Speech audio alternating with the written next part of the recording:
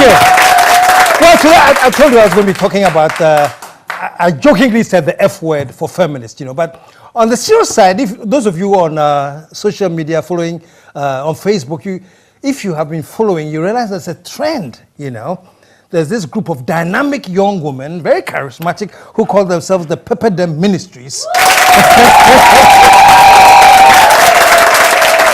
As you can see, I have quite a few of them in the house, man, so I have to watch what I say. Anyway, they call themselves the Dem Ministries, and what they've been doing, as I've been following, is that they are trying to flip the script. Some of the things that men say very comfortably about women and not recognize that it is demeaning or anything, they are now doing that back to us, man, and we are starting to feel the pinch. We're not going to talk too much. I want you to meet some of them here. So put your hands together and introduce them one by one. The first is Efia Sinti.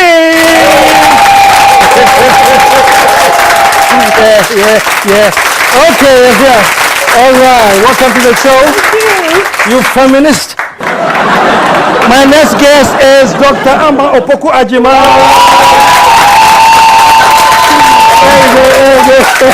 All right. Amma, please have a seat. And finally, Felicity Boateng. All right. Well, welcome to the show. Thank you. Let me start this way, man. When I met Dr. Amma Opoku Ajima, my first reaction, hey, Obapa, say some love. No, but welcome to the show. Thank you. So good to have you here. Thank you. I've been reading some stuff that you're putting up on Facebook, and I'm going to start with you, Doctor, because you are closest to me. What's going on, man? Have you decided that you have taken too much of our manly whatever, so you have to now take a stand? Thank you for having us too. So, Dem, we are just a group of like-minded women, and thankfully some men. We have the support of some men to be doing what we are doing. So a few weeks ago, there are a few incidents in the media, and we just decided to latch onto these incidents and create some awareness of the ingrained biases we have. Because it's very easy, like you said, for men to say certain things, and even some women to say certain things, and we find them normal when we say them about women. But when we flip the script and talk same about men, then we get uncomfortable. So why not? Pepper is a very good spice, but pepper can be uncomfortable. So we said, no, let's just use this and try and flip the script, change the narrative. So for instance, if a man caught the wife cheating, we probably tell the woman, go, like you said, go to war, go watch War Room, pray, be bold, just talk nicely to your husband. If it happened the other way around, no, why would the woman cheat on your husband? So this is what we're trying to do, and we got it's caught on, and we've got a very interesting response. I mean, there's been a lot of opposition to it because I mean we expected that. This is a society which is very comfortable with telling women not to say certain things. Women should be humble. Women shouldn't be aggressive. Women shouldn't be bold. But when that script is flipped to men, it becomes a different thing. So this is what we've been trying to do, just generate conversation. Okay. Let's start with this about a man cheating on the wife. Yeah. There's this story about this woman who the man was cheating and having affairs all over, so the woman was crying and all upset and went to her father. You know, sat down with the father, you know, crying and everything, you know. And so when she finished, the father was sitting down and she said, Dad, I'm kind of wanted. You know why? The father was actually waiting for the problem.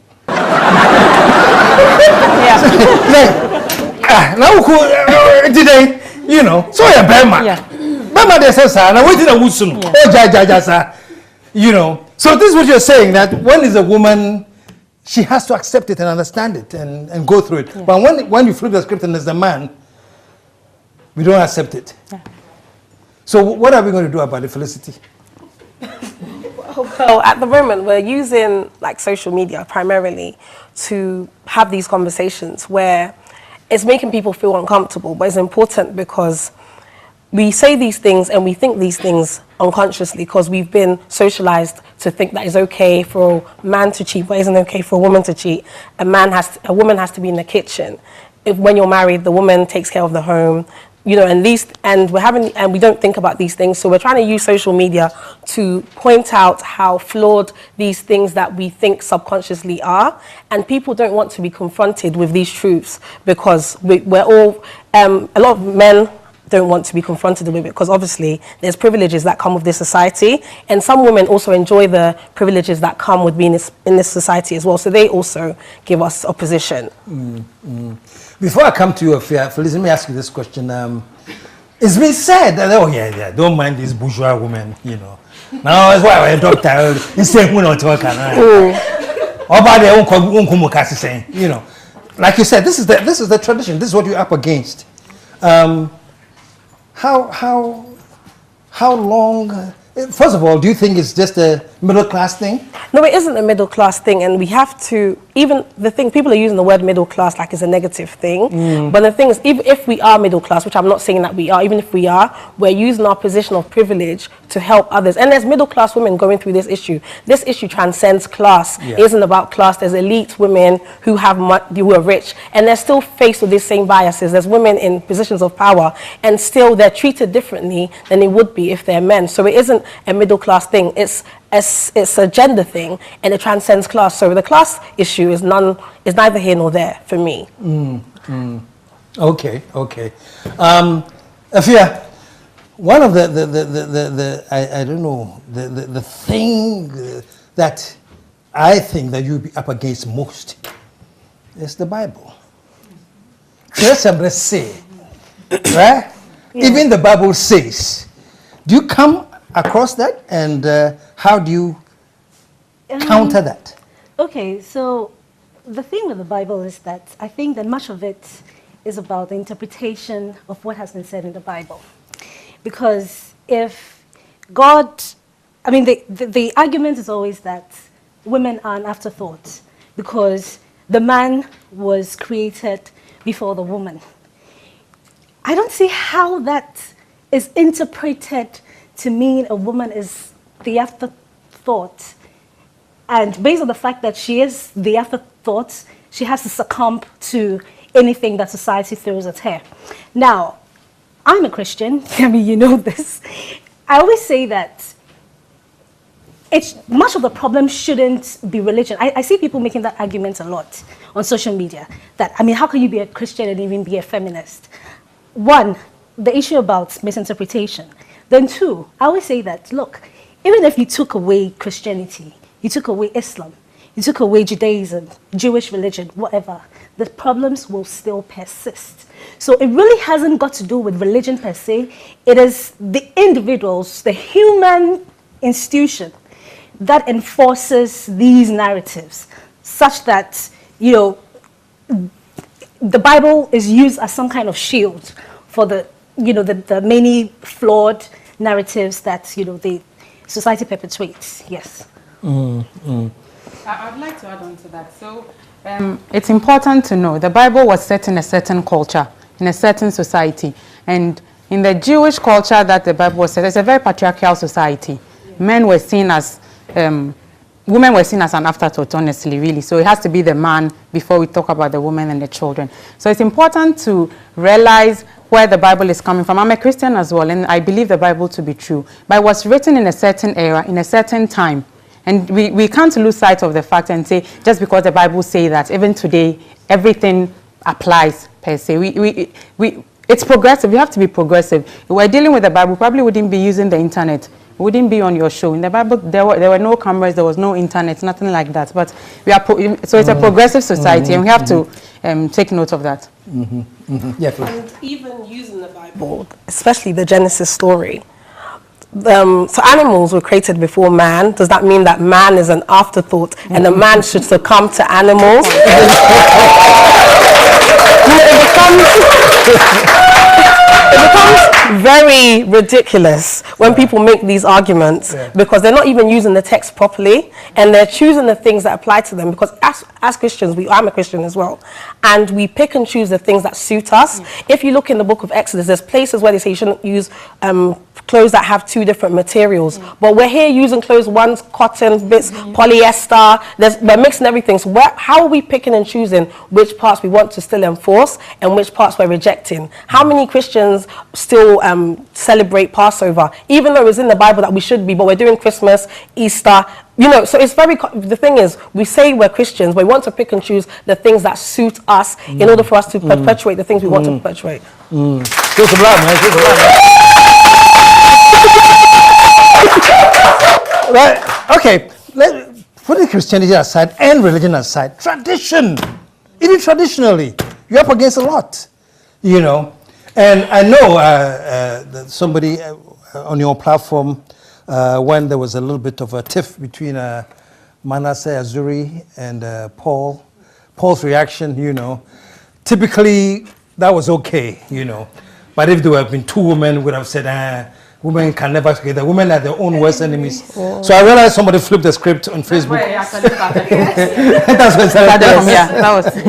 Yeah. But tradition, how do you understand? Do you agree though that there should be rules or there are no rules at all? Okay, for me, I think that when we talk about tradition, what is tradition? Like, do we have a tradition, Ghanaians, really? Because ultimately, our colonial masters have passed on their own traditions that we're now assuming to be our own. So what really is our own tradition? Are we really going back to really find out what our true tradition is? What is your tradition? Do you know your tradition? Even if it slaps you in the face, would you know it? Would you recognize it? Because a lot of it is, most of our tradition has been passed down, especially from the Christian angle, because we've taken on our colonial masters as religion. That's okay, but then that's where most of our tradition comes from in terms of where the woman's place is. Do we know what the woman's place was 1,000 years ago before the white man ever came to Ghana? Do we know?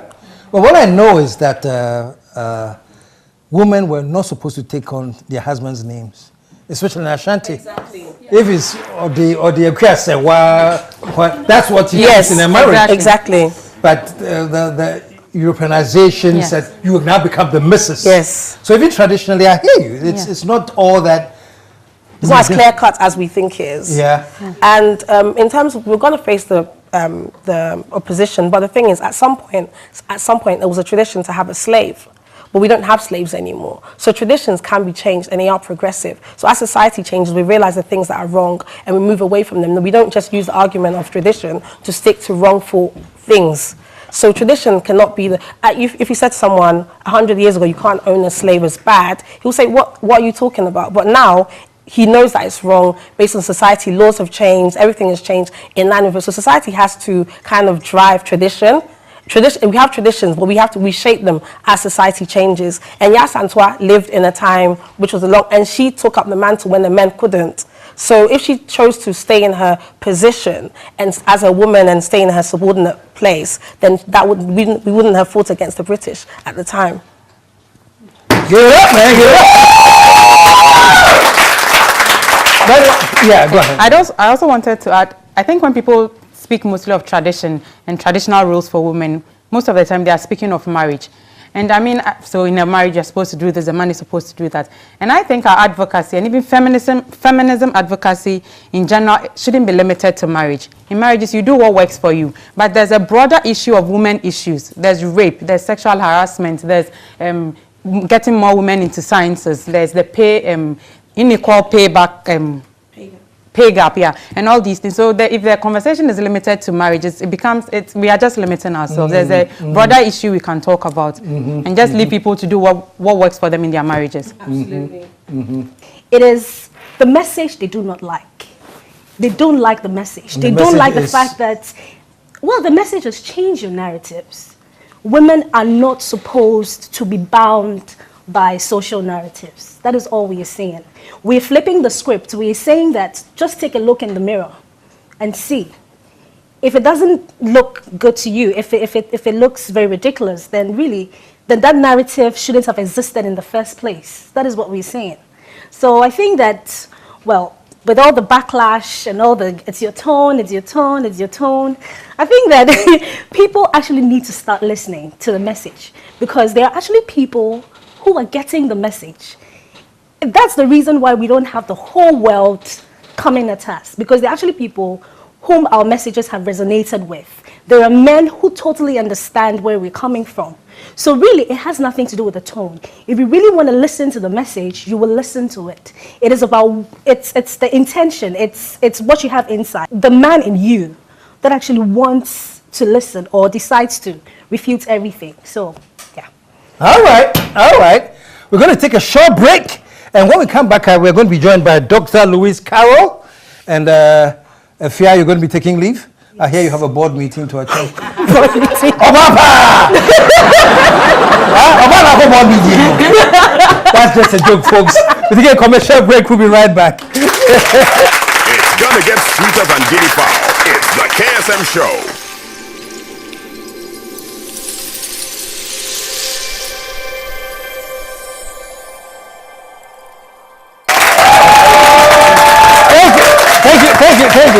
Thank you. Well, if you had to step out, but we're introducing the presiding bishop of the Dem Ministries. Put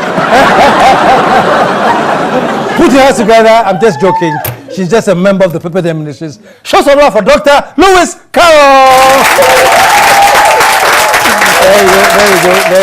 There we go. Please. Okay. Welcome to the show. Thank you. And thank you for joining us. Thank you for having us. My pleasure. I've been following you guys on social media. So I have to have these ladies here, man, you know? Because I vibe with you, you know? Yeah, thank you. Me a modern man. So, Thank you for that. So you've been listening? Yes, I've been. Just your general comments on everything before we go. I mean, just to pick up from where Fia, left, off. I think that there is a policing of women. Yes, of women's expression. And it's something that, we need to check. Expression is not what we sort of think women should have or should do.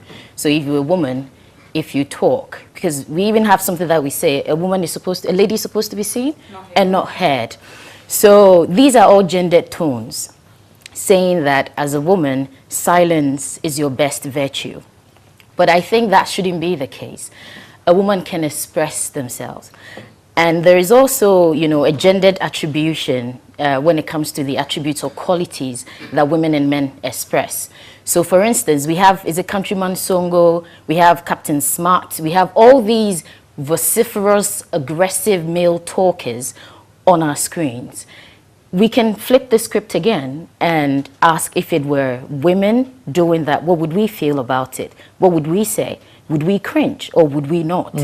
And that is supposed to tell us something. We're not saying that, we just have to perhaps acknowledge that there are things that society has told women to do or not to do that does not necessarily reflect the nature of women. Because on a continuum, women express different attributes in varying degrees. So there are women who are talkers, there are women who are very expressive, there are women who are aggressors, like pastors, for instance. There are different kinds of them, but we're still hearing and listening to their messages. But when it comes to women, there is, this policing as a woman, become, as a woman, do this. It's like women have to always damn themselves to be to be known as like good women and that, kind of thing, which I think is not appropriate. And there is another comment that I'd like to pass on what Felicity, earlier said. When it comes to cooking, for instance, you interviewed all these entrepreneurs, somebody who is able to make lemonade and all that. If we make cooking a gendered trait, and I always say that, women don't have a cooking gene, and women don't have a saintly gene either, because women are supposed to be pious. We are supposed to be the moral custodians of society. But then if we made women and men moral custodians of society, would we not be making our society better? Because then the people in the society will be living by a code that controls, all of us. And so when Ifya said that we just give you the mirror to look at yourself in it, what that means is that if you're saying that a woman should sort of dim herself, the man cheats, or somebody talks to her anyhow, or she goes to work, there was actually one person that sent us a story. I mean, several people did send us their stories about how they will be doing the same kind of work in their workplace. They have the same assignment, marking the same script, teaching the same periods, but then they're paying the men higher. And I'd like to explain why that even happens, right? Sometimes because there are unconscious biases, we fail to recognize the existence of those things.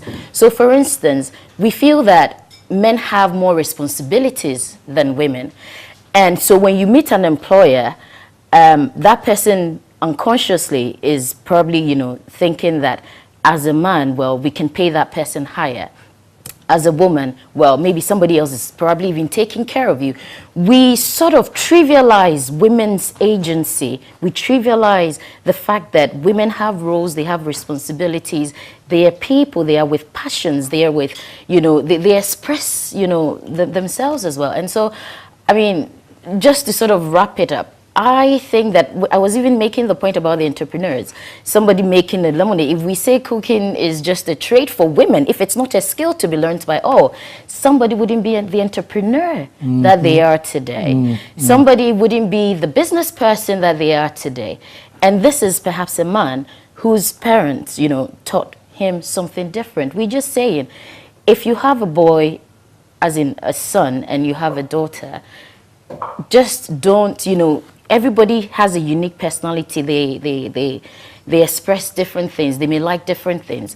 Nobody has their passions inscribed in their genitalia, right? Your passions are not in your genitalia. Your talents are not there.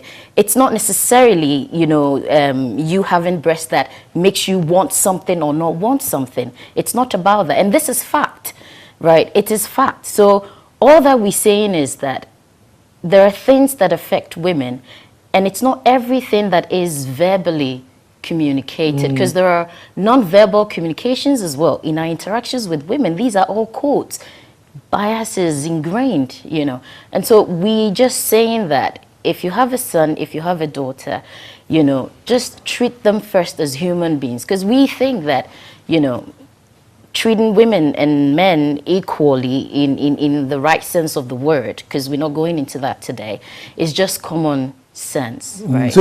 Yeah, okay. Show some love, man. Show some love. Now, so how would you bring up your daughter and son? What would you teach her that you won't teach him, or teach him that won't teach her, or you teach them all the same thing? I'm so glad that you're asking me this question, because then my dad has done it. My sisters have also done it. So if I am to take myself, as an example, I am the last born of my dad's children, or of my siblings, or how do we even say that? And I can't remember. I mean, what I can remember is that because I had these, like my brothers, they were, they are older than me. When we ate, they had to wash the dishes. What my dad would say is that I'm not at that age yet. But then he didn't say that, oh, because she is the girl, she's supposed to wash that. So your responsibilities corresponded with your age, not your gender or your sex in that regard. I think it's very important to mention that because girls are also going to school and boys are also going to school, if you're going to burden girls with home chores or, those kind of things, you're taking away their playtime from them. That affects their development. If you're making them stay in the house, protecting them in ways that you don't sort of protect, in quotes, then you are constricting their expression and how they can even find themselves, because it's through play that you find, yourself. So we're just saying that be fair. Just be fair. Nobody should do anything just because, like Chimamanda would say, they're a woman or a man. Like, we should just deal with common sense, work with common sense. And nobody would really have to be talking about this anyways, yeah.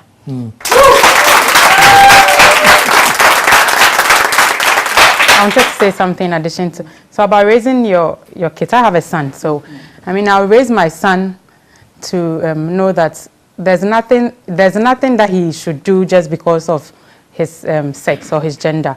And so you are raising your children based on their own passions, their strengths, what they find interesting, not what you think they should know, not what society tells them to do. I mean, like she said, that is common sense. If my son likes playing football, I'll let him play. If my daughter likes playing football, I should let him play.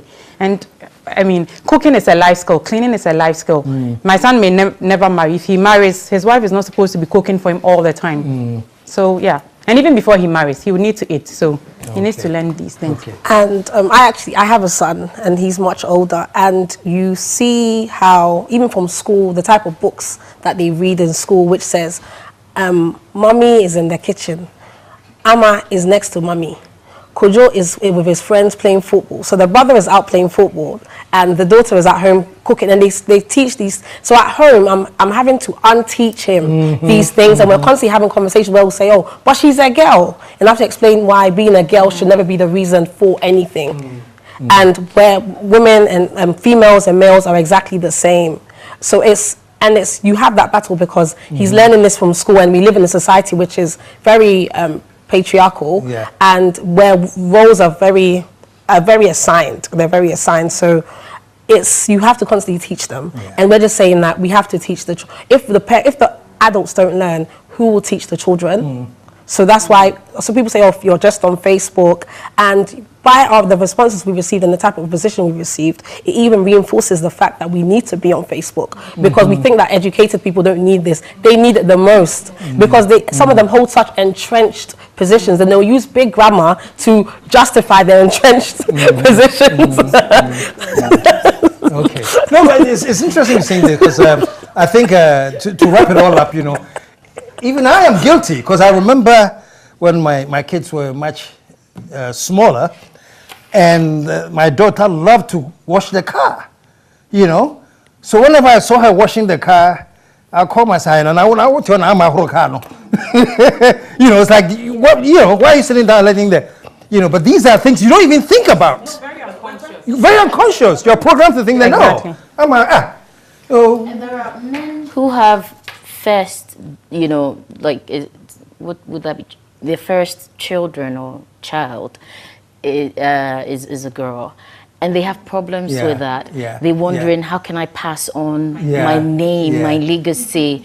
I wish it weren't my daughter who is so much like me. I look like my dad.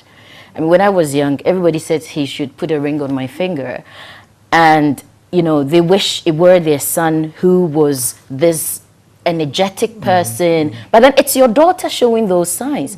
There are daughters. I mean, Benazir Bhutto, I mean, the dad was prime minister. She became prime minister, right? Golda Meir, who are they? They all had these fathers that brought them up. If you're not bringing these, if you don't take, because your daughters, our fathers are our first love. They are, our fathers are our first examples of masculinity and of men. And so if you communicate that to her, you are setting a certain subtle code, with regards to how, other men, she's going to receive other men, or how the perceptions of other men, would be accepted by her. And so I think that even for fathers, it's okay if your first, child is a daughter, or if she's even not, it's a son, but it's your younger daughter who, is more like you, or, seems to be that kind of person who is stronger and all that. That is proof that, a woman can. Okay. Yeah. Put your hands together, man. It's getting more and more engaging, but, sadly, I have to wrap it up. We have some other members of the ministry, huh? Yes. Yay! Let's meet them. Noeline Mensah. What's the name? Henrietta Mensah. Okay. Join us here. Pepper them.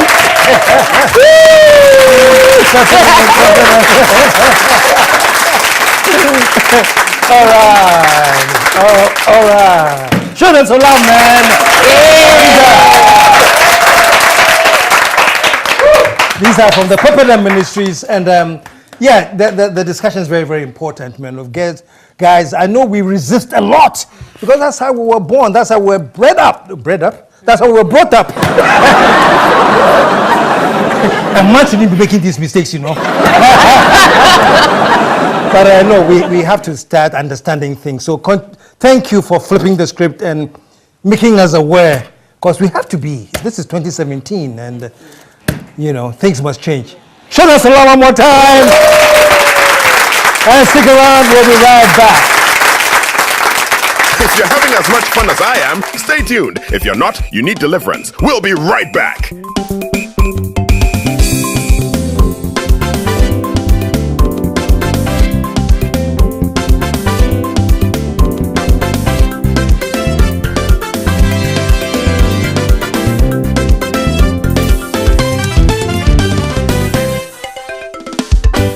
The KSM Show.